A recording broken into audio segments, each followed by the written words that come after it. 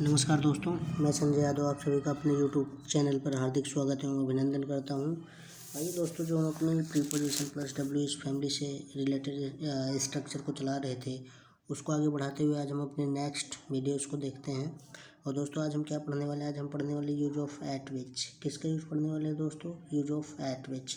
दोस्तों, मैं एक बार आपको रिकॉल करा दूँ, इसके पहले हमने जो प्रीपोजिशन प्लस डब्ल्यू फैमिली के साथ स्ट्रक्चर को पढ़ा है, पहला था विद विच, जिसकी हिंदी होती है जिससे।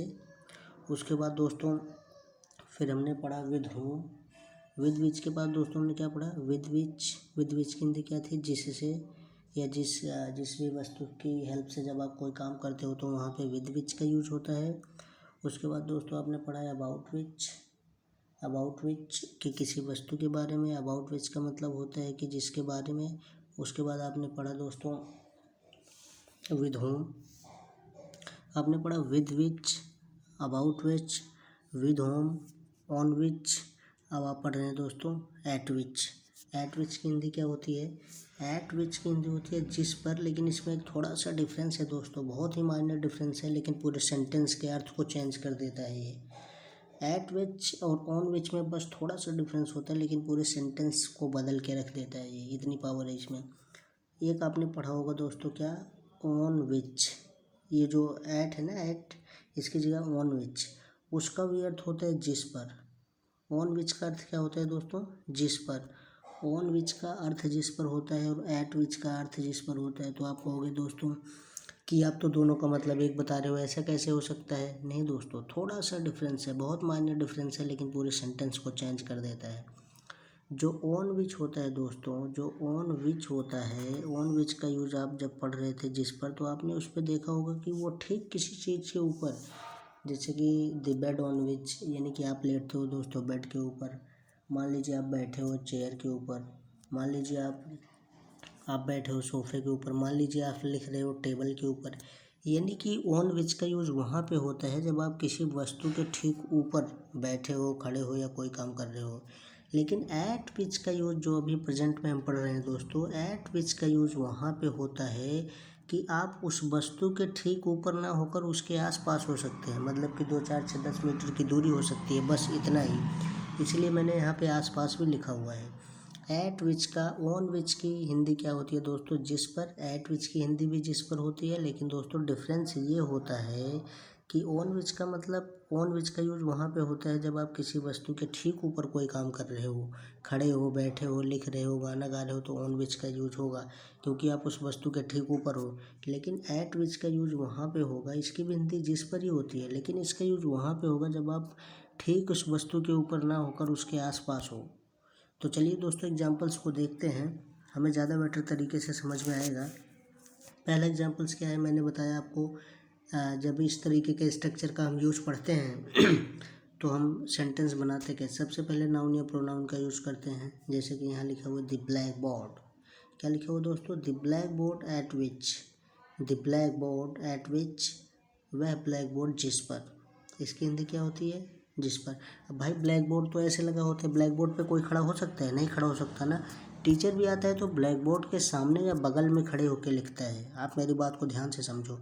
जब कोई भी टीचर ब्लैक बोर्ड पे खड़े होकर लिखता है या पढ़ाता है, कुछ भी करता है, सोल्व करवाता है क्वेश्चंस, तो ब्लैक बोर्ड के ऊपर तो खड़े नहीं हो सकता।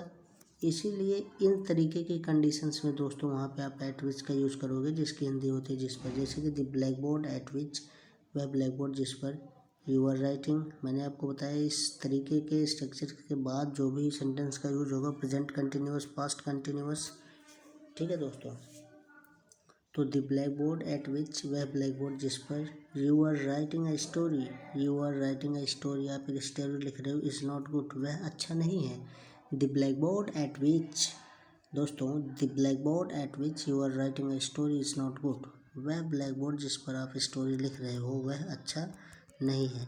चलिए दोस्तों अगला हम देखते हैं। अगला क्या है? अगला है दी हाउस। क्या है? The house.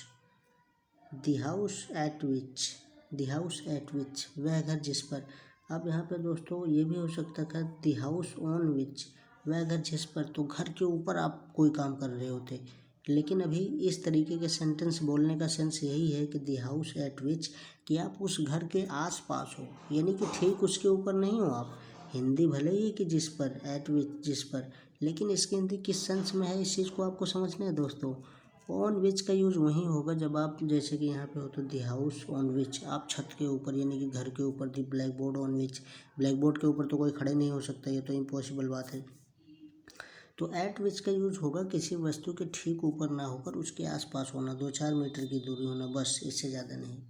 The house at which, वह घर जिस पर you are standing is mine, वह घर जिस पर आप खड़े हैं वह मेरा है।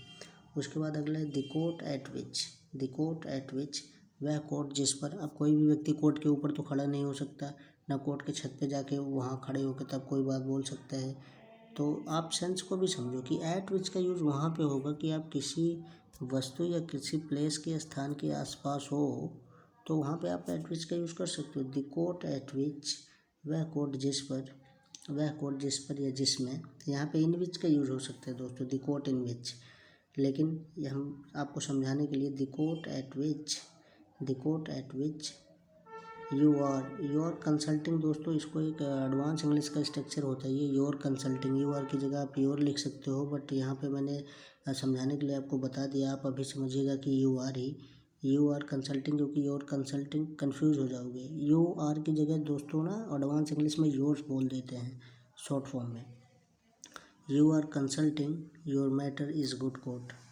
अब इसका अर्थ क्या निकल के आया, द कोर्ट एट विच, वह कोर्ट जिस पर you are consulting your matter, you are consulting your matter is a good court, यानी कि आप कोर्ट के आसपास खड़े होकर, आप कोर्ट के आसपास खड़े होकर अपना मैटर डिस्कस कर रहे हैं। हो सकता है आप अपने वकील के साथ डिस्कस कर रहे हो, किसी के साथ डिस्कस कर रहे हो, लेकिन आप कोर्ट में नहीं है, कोर्ट के आसपास हैं। अब देखिए द ऑफिस एट विच, अगला the office, the office at which, the office at which, the office at which, वह ऑफिस जिस पर, यानी कि दोस्तों आप ऑफिस में नहीं हैं लेकिन ऑफिस के आसपास हैं, ऑफिस के बगल हैं आप, ऑफिस में नहीं हैं। कहाँ हैं आप, ऑफिस के बगल हैं। The office at which, the office at विच, इसीलिए दोस्तों मैंने यहाँ पे जिस पर लिखने के बाद आसपास लिख दिया ताकि आप कंफ्यूज ना हो। द ऑफिस एट विच, वह ऑफिस जिस पर, यानी कि वह ऑफिस जिस पर या उस ऑफिस के आसपास। द ऑफिस एट विच, वह ऑफिस जिस पर you are standing is mine, वह ऑफिस जिसके आसपास आप खड़े होकर, इसके आसपास आप खड़े हैं वह ऑफिस मेरा है। एक तो ये अर्थ निकलता है, दूसरा ये कि वह ऑफिस जिस पर आप खड़े हैं वह मेरा है। अब ऑफिस के ऊपर तो कोई खड़ा हो नहीं सकता भाई, आसपास ही खड़ा होगा। इसी तरीके से अगला देखते हैं the building at which, the building at which, the building at which, वह बिल्डिंग जिस पर, अब आपको पता है बिल्डिंग के ऊपर व्यक्ति खड़ा हो सकता है, पॉसिबल है, लेकिन अभी बिल्डिंग के ऊपर नहीं है, क्योंकि हम किसका यूज़ पढ़ रहे हैं, एट विच। एट यूज का यूज कहाँ पे होता है, किसी वस्तु या जगह के ठीक ऊपर ना होकर वह उसके आसपास हो। तो द बिल्डिंग एट विच, वह बिल्डिंग जिस पर you are standing is not good, वह बिल्डिंग जिसके आसपास आप खड़े हो वह अच्छी नहीं है, या वह बिल्डिंग जिस पर आप खड़े हो वो अच्छी नहीं है।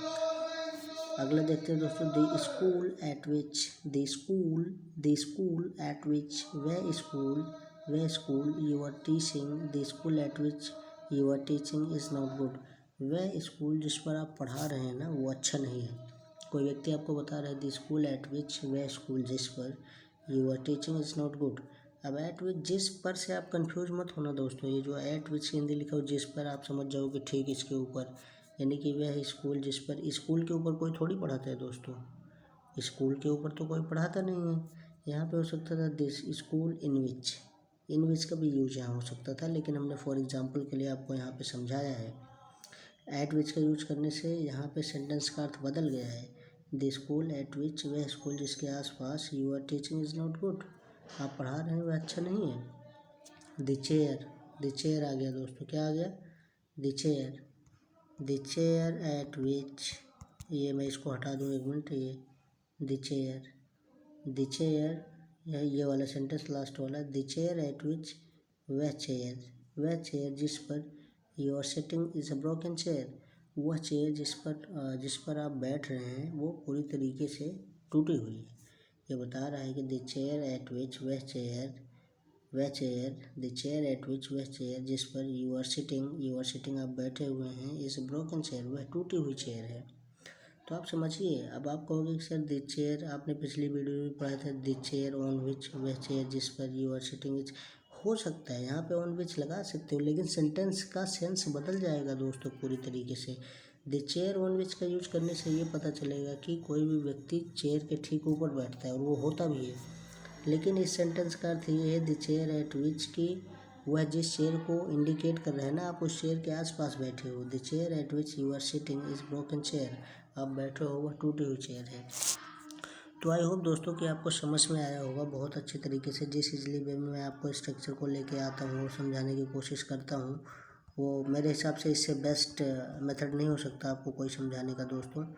क्योंकि इंग्लिश स्पोकन एक अलग चीज़ होती है दोस्तों, और इंग्लिश राइटिंग एक अलग चीज़ होती है। ध्यान रखिएगा, स्पोकन और राइटिंग में डिफरेंस होता है। स्पोकन में आपकी, जैसे आप हिंदी बोलते हो, कभी तू तड़ाक की बात कर देते हो, कभी आप करके बात करते हो, तो चल जाता है। जैसे हिंदी में आप कभी शुद्ध हिंदी नहीं बोलते हो, ठीक इसी तरीके से जब आप इंग्लिश बोलते हो ना दोस्तों, तो वो भी प्योर इंग्लिश नहीं बोलते हो। यानी कि इंग्लिश ऐसी बोलते हो जिससे कि काम चल जाए। यानी कि इंग्लिश को तोड़ मरोड़ के अपने हिसाब से पेश किया जाता है। जैसे कि आपने हिंदी ही देखा होगा दोस्तों, जब हम लोग हिंदी बोलते हैं कभी कभी, तो हिंदी में कभी कभी हम लोग तू बोल देते हैं, जबकि हिंदी के विषय में आप जाइए, कोई कहानी पढ़िए, वहाँ पे तू कहीं नहीं मिलेगा। ये हमने बनाया हुआ है खुद, वहाँ पे तुम मिलेगा या आप मिलेगा।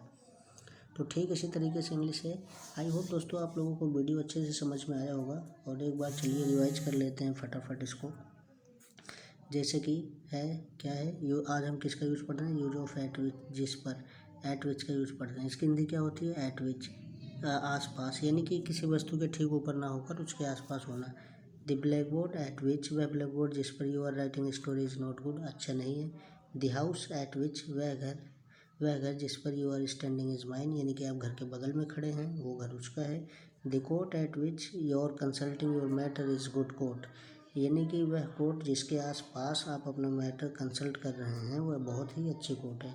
The office at which, the office at which, वह office, the office at which, the office at which, वह ऑफिस जिसके आसपास you are standing is mine, जिसके आसपास आप खड़े हो मेरा है। The building at which, the building at which, वह बिल्डिंग जिस पर, वह बिल्डिंग जिस पर you are standing is not good, आप खड़े हैं, वह मेरी नहीं है। दोस्तों एट विच की हिंदी जिस पर भी यूज़ कर सकते हो, आसपास भी यूज़ कर सकते हो, क्योंकि इसका सही सेंस तो यही होता है कि आसपास। द स्कूल एट विच, वह स्कूल जिसके आसपास you are teaching is not good, वो अच्छा नहीं है। द चेयर एट विच, वह chair, the chair at which, वह चेयर जिस पर you are sitting is a broken chair, वह चेयर जिसके आसपास की चेयर पे आप बैठ रहे हो वो पूरी तरीके से टूटी हुई है। चलिए दोस्तों, थैंक यू सो मच।